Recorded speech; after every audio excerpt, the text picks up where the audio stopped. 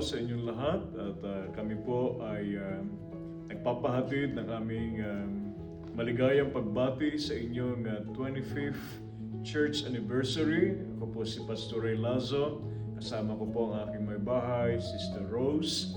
At kami po ay nagagalak na kami po ay mabigyan ng pagkakataong magpahatid ng aming pong pagbati sa inyo.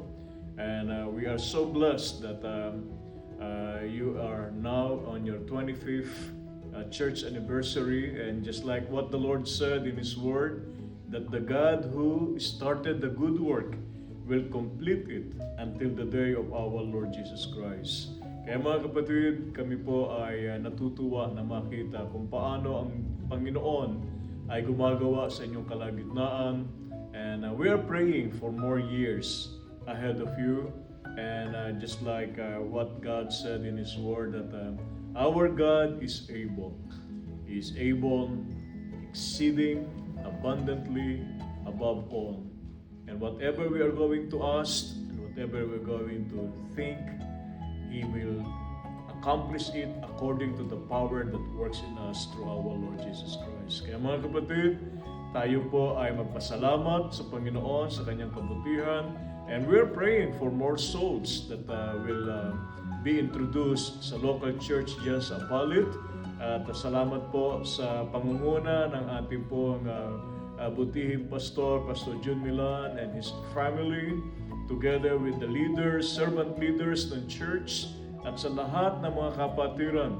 Lalo po ninyo suportahan ang inyong pastor, at lalo po ninyong agapayanan ang gawaing ipinagkatiwala ng Panginoon sa inyo.